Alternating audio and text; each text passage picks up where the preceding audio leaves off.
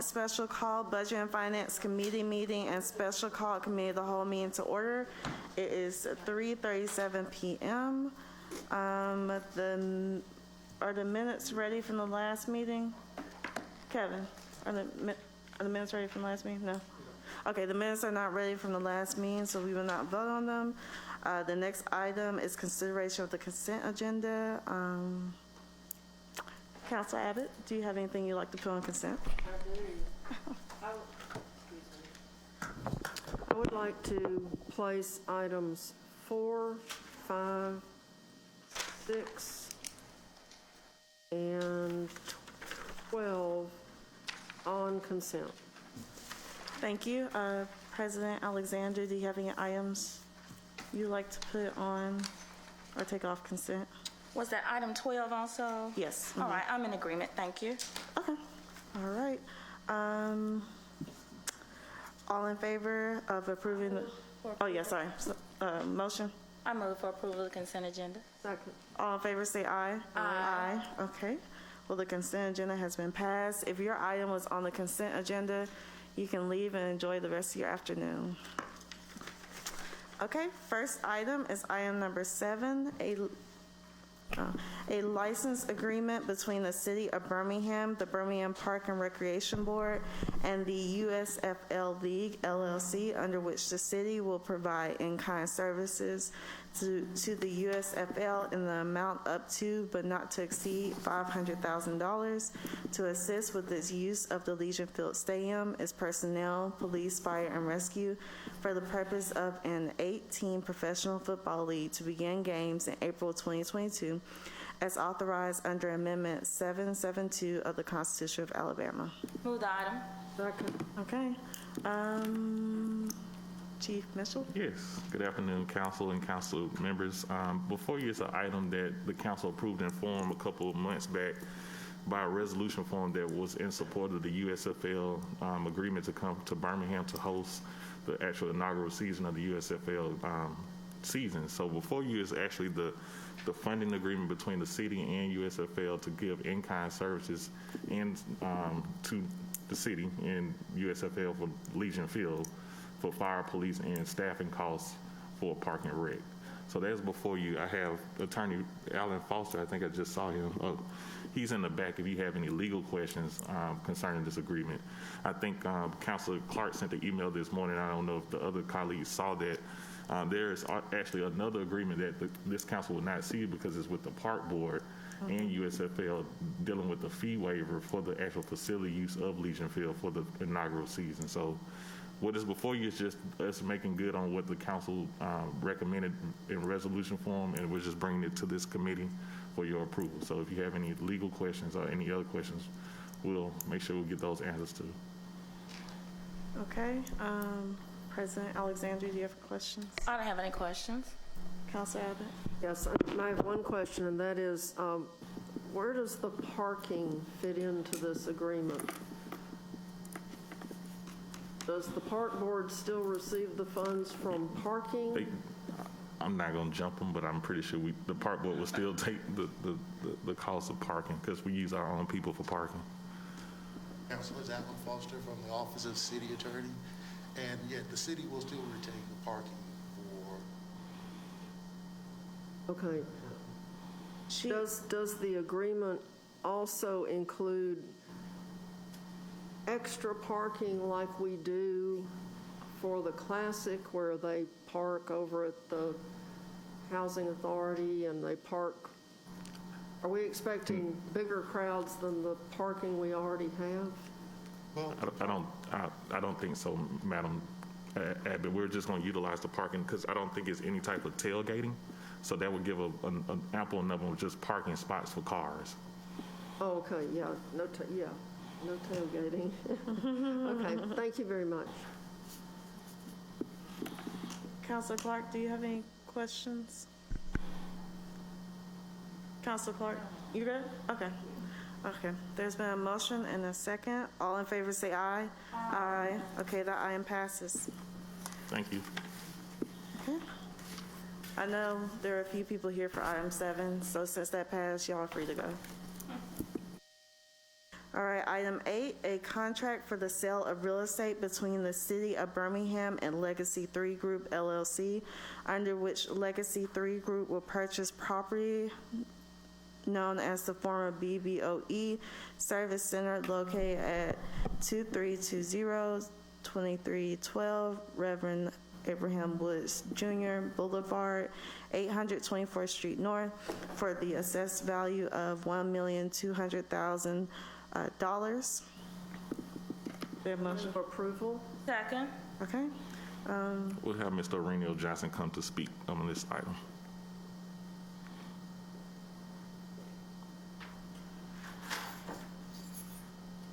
Good afternoon. Hey, good Aurelio afternoon. Johnson, Project Manager, Department of Innovation and Economic Opportunity.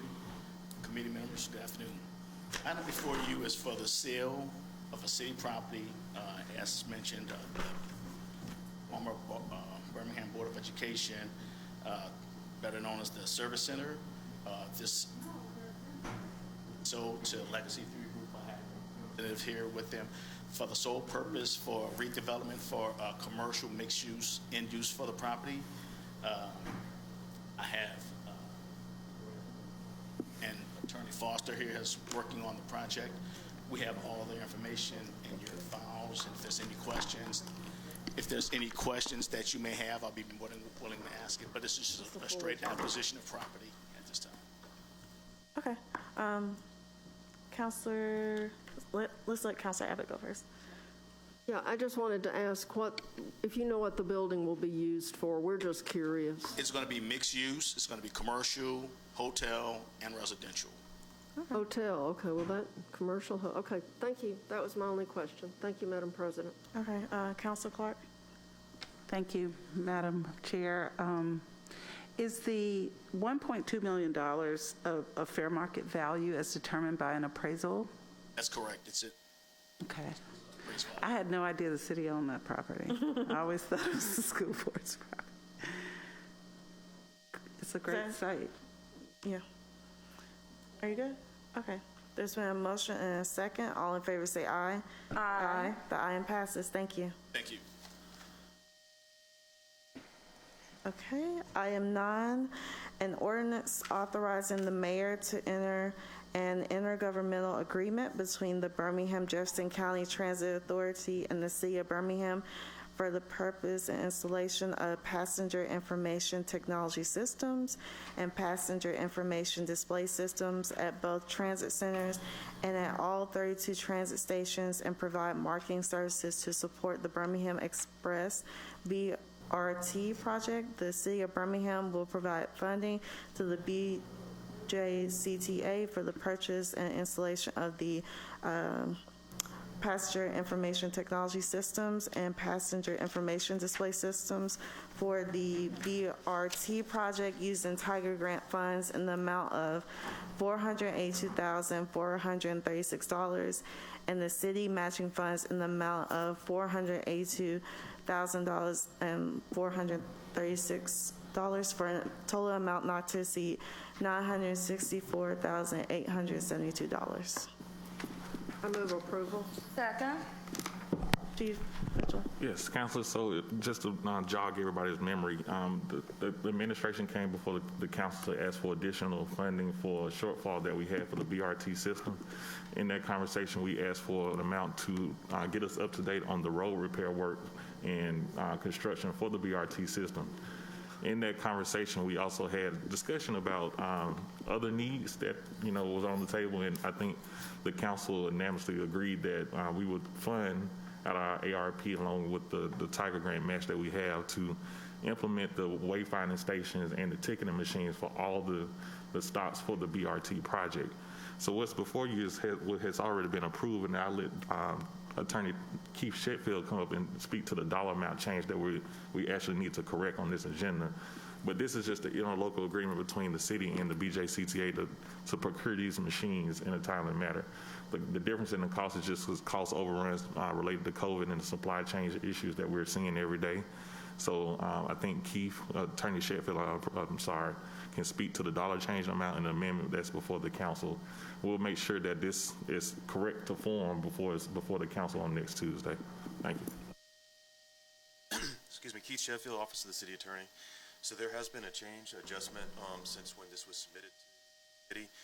We did not receive that change until late on Friday afternoon, and when we did, we submitted it to the committee. Hopefully you do have a copy of that, but I will go over it. There has been an increase in the overall project amount in the amount of $130,500 to bring the total project amount to be $1,095,372.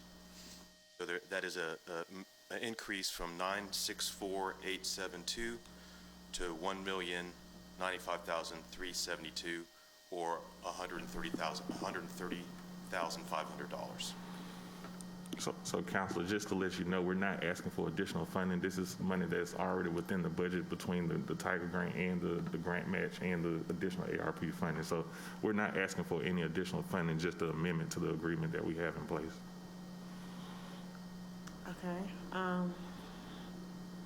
You have something? Counselor Abbott? President Alexander. Yes, I do remember when we initially approved the project, and could you just remind me of how much we put into it or increased? You may not know off the top of your head. I was just trying to see if this is... It was an additional $9 million on top of that additionally came out of ARP. If the initial grant from the FTA was a $20 million grant, and then the city put forward $20 additional million that was folded from a warrant.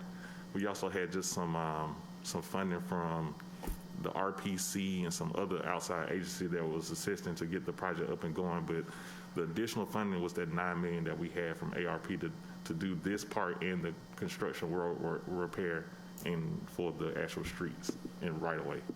So this isn't actually, it's more like goods and services are just like overrun of, now that we're calling down certain materials, those costs may be a little higher than what was anticipated.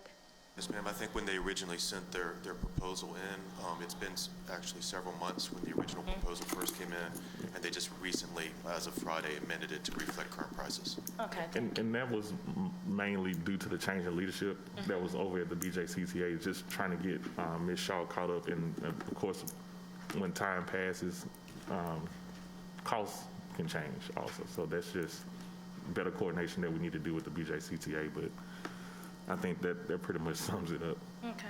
Thank you. Those are my questions, Madam Chair. Okay, thank you. Counselor Abbott, do you have any questions? I do not. Thank you. Okay, there's been a motion and a second. All in favor say aye. Aye. Okay, the item passes. Thank you. Next item is item 10.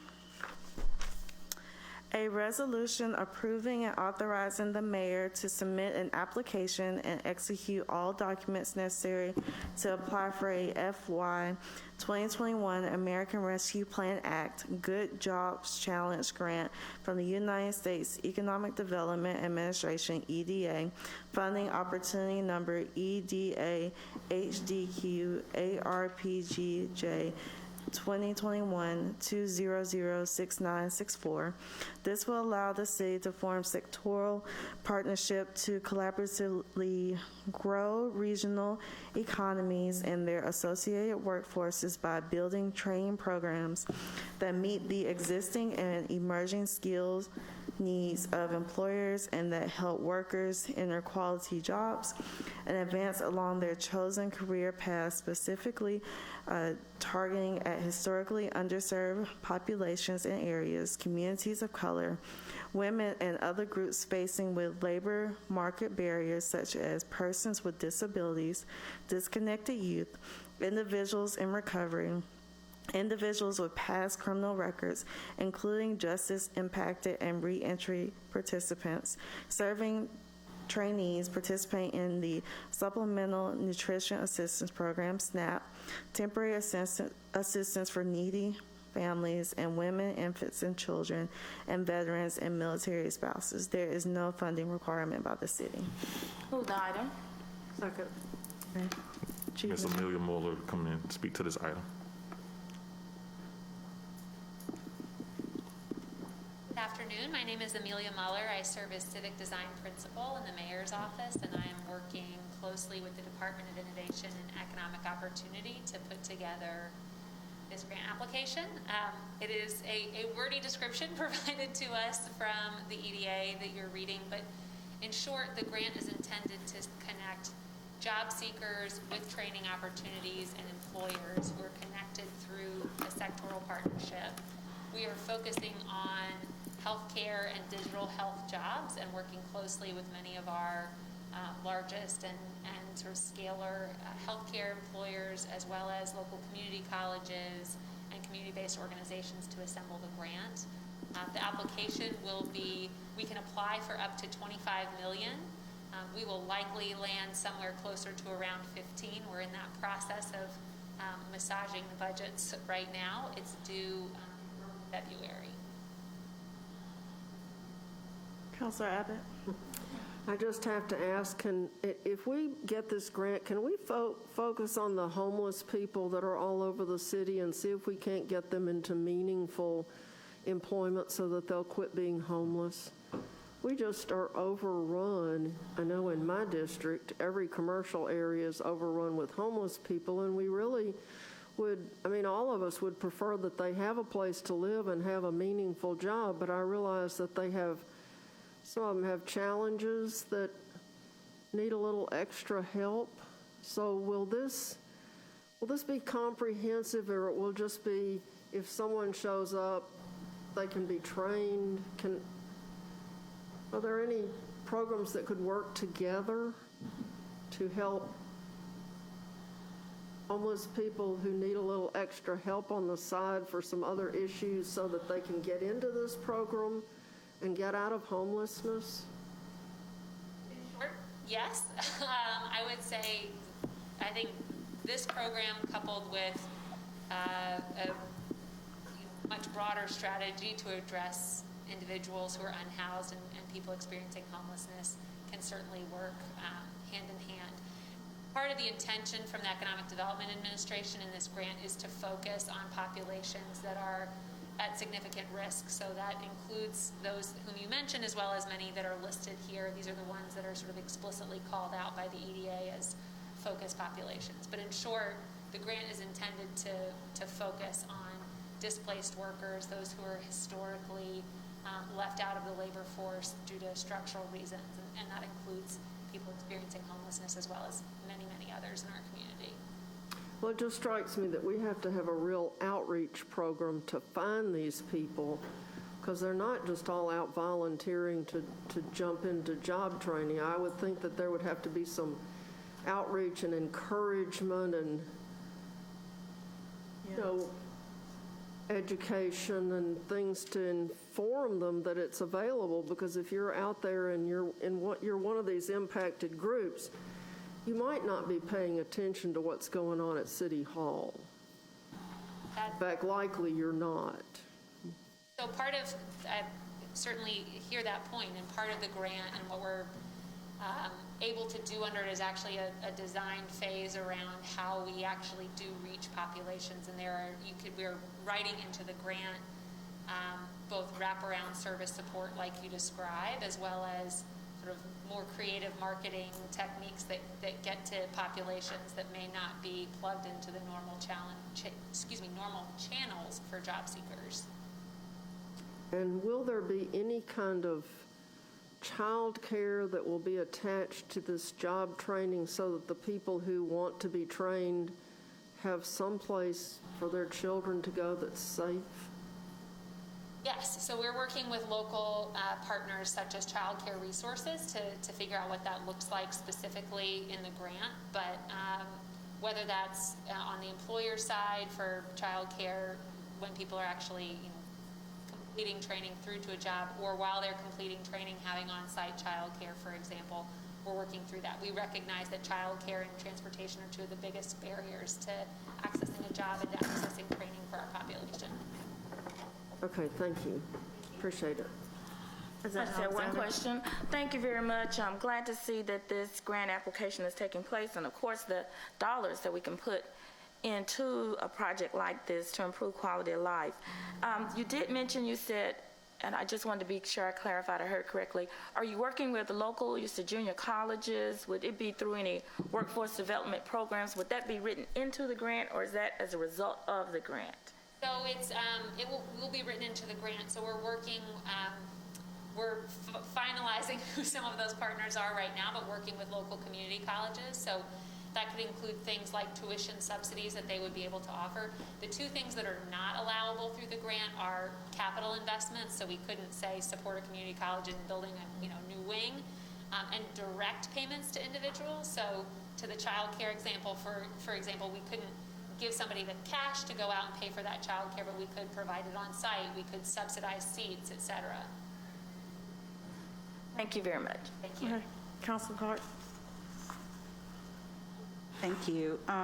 So if you can get it in February, when is the notice of award approximately? Or Fairly quickly. I should know this off the top of my head. I'm so focused on the deadline to submit. It's actually, I think, just a few months after that. So it's within this calendar year, and I believe it's spring or fall. I apologize. I don't have the answer off the top of my head. so it sounds like a lot of the operation will be with partners who are outside of City Hall. Do you anticipate any kind of program management or staff augmentation needed inside of City Hall to manage the grant? And I'm sure you'll put that in the grant if you do, but also support from other operating areas like other departments. Yes, we do anticipate needing support to manage the grant, so we're writing in potential expanded staff time and staff capacity within City Hall. We're also in talks with the Regional Planning Commission to assist with some of the funds distribution and reporting capacity as a sort of fiscal sponsorship model with them. But we're currently finalizing that. We'll bring that back before the committee. Okay, and I know you mentioned no direct payments could be made to individuals. Might some of the partners or employers offer stipends for the training period, or is that, because, They could, if people are underemployed, they may not be able to afford to leave their very low wage paying job to train for something that could pay more money. So is there any consideration for that through partners? That's very much a part of the kind of overall design consideration that we would work with employers and job seekers really to design in the first phase of the grant. So there's a sort of a design phase and an implementation phase of it. But in short, that could be in-kind contributions that employers bring to the table. So does the planning grant guarantee that you'll get, could you get the planning grant? Do you get both? I guess the planning grant and the implementation are awarded? My understanding is that if we apply for sort of pieces of different phases of it, and we may get different pieces, or we might get all of it, I can confirm and follow up with you. But it is the first time that the EDA is offering this program. It's a new program that's designed through ARP, so everybody's familiarizing themselves with it deeply as we're getting into the writing. Okay. Okay. Oh, sorry. One You more got little one question. Yeah, Are you we got it. using any of the third-party help that I think we approved for some grant writing assistance? So we are actively finalizing those contracts with those individuals, and we'll be bringing those back before council. In this instance, actually, we're grateful for the support. Some outside foundation support is supporting some grant writing assistance for us. So it is thankfully not solely me who is responsible for this. But it's a great example of, frankly, why we need that outside support, because it is a significant lift putting this together.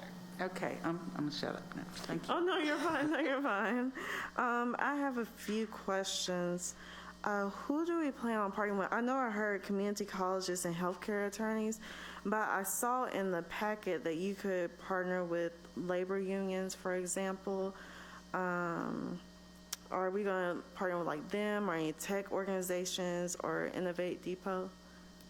So right now, so it's a ever expanding table of partners at the table as we're kind of shaping this up. So right now, the partners include, but are certainly not limited to, University of Alabama, Birmingham, including the medical system, the Regional Planning Commission of Greater Birmingham, Central Six Workforce Development Council, Prosper Birmingham, Jefferson County, Birmingham Business Alliance. We've been talking to Child Care Resources. On the community college side, we're speaking with Jeff State, with Lawson State, with Bevel. It is ultimately a regional grant, so we're conscious that the service area for it is not exclusive to the Birmingham city limits, but is encompassing of Jefferson County and even the surrounds, recognizing that much of our workforce travels to jobs within our city limits. And then on the wraparound side, as I mentioned, Child Care Resources, we've been talking to the Women's Foundation. There's a number of others that we're sort of assembling, but again, the sort of table of those partners continues to expand in the writing phase, and indeed will be even greater were we to get the grant, whether that's unions or other partners that we might work with. Yeah, I would like to see the labor unions use more. I know I saw in there you can use that for apprenticeship, and we're taking a tour again of the electrician apprenticeship. I think that would be great because everybody doesn't want to go to college. People are really good with their hands, so I would love to see that. Some of these questions may even be for when you get the award. Do we have firm employer commitments to hire other than these people? So it is part of the grant to include letters of support from employers. There's a dance with employers around those commitments, shall I say, but we are in the process of trying to arrive at numbers that they have some comfort with putting in commitments to hire. But in short, yes, we're still framing those out with employers right now. Okay, I guess when you get that finalized, can you send that to us? Absolutely. And then I saw in there about construction projects. Do we plan to apply under the ARPA Economic Adjustment Assistance Part 2? So there are any number of projects, both within City of Birmingham and with partners beyond, that may apply for economic adjustment assistance. That's a related grant under ARP, but not specific to this one. So my short answer is not at this time. Economic adjustment assistance is an annual program from EDA, which they just supercharged through ARP. So even if we weren't to pursue it in this cycle, there would be other opportunities to pursue economic adjustment assistance.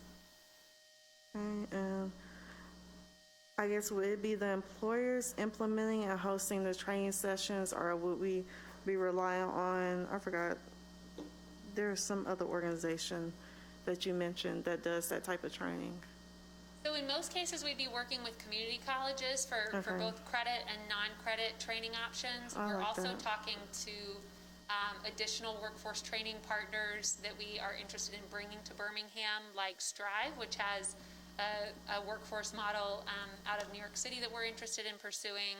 We're also considering, through this grant, potentially issuing an RFP for an online learning partner such as Coursera, where people could do kind of some initial training even on their phone to be able to access some entry-level credits. So really the idea is to design a pipeline through from the most entry-level role all the way through to something like a registered nursing role, that we have entry points into that pipeline to advance people through that system and to kind of backfill for employers from people that we're bringing into jobs at each stage.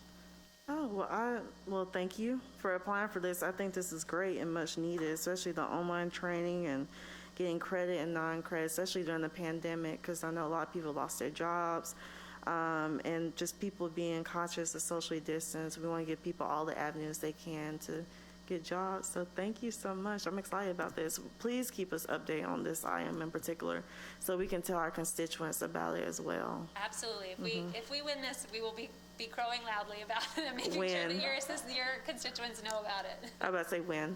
Okay, there's been a motion and a second. All in favor say aye. Aye. The item passes. Thank you.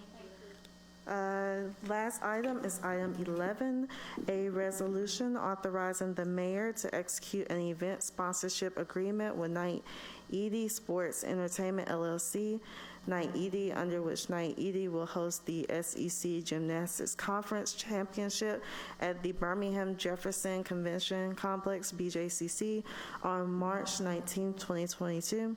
The city will provide incentives to Knight Eady in the amount of $25,000 pursuant to the amendment number 772 as a sponsorship incentive for the SEC Gymnastics Conference Championship, which will generate revenue from out-of-town visitors and will provide positive publicity for the city through sponsorship recognition by Knight Eady.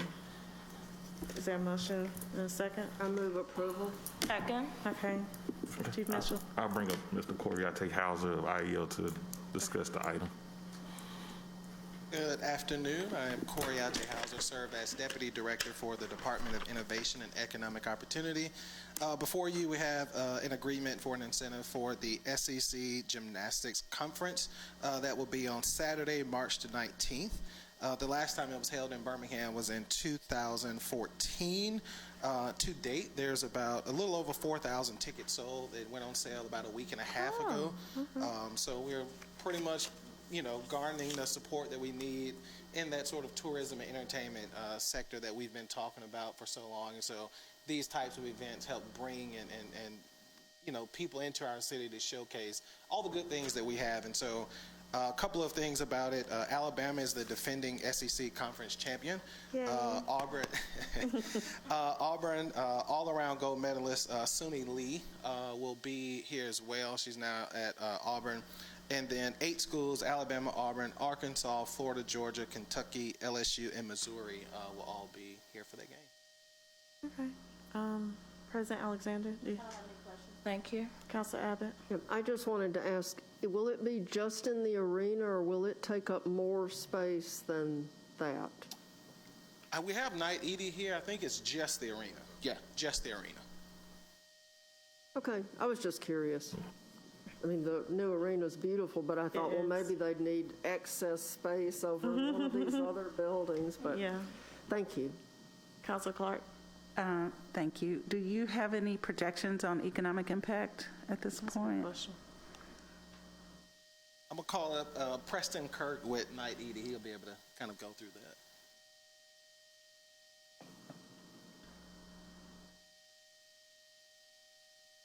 Good afternoon, Preston Kirk with Night Edie. We can certainly get that for you. That wouldn't be a problem. We have historical data from of the last 6 years for SEC Gymnastics, so let us get that for you, and I can get that to Chief Mitchell. Mr. Kirk? No problem. Mr. Kirk, I think it'd be good to let them know where it was previously held before it is coming back to Birmingham, to give them a perspective of the previous cities that held this. Sure, so I'll take you, Mr. Hauser mentioned it was last year in 2014. In 15, it was in Duluth, Georgia. 16, Little Rock, Arkansas. 17, Jacksonville, Florida. 18, St. Louis, Missouri. 19, New Orleans. 2020 was a COVID year, so we didn't have it there. And then 2021 was supposed to be in New Orleans, but they moved it to Huntsville, so it was in Huntsville this past year. So then it's here this year, then it'll go back to New Orleans next year. Sounds good.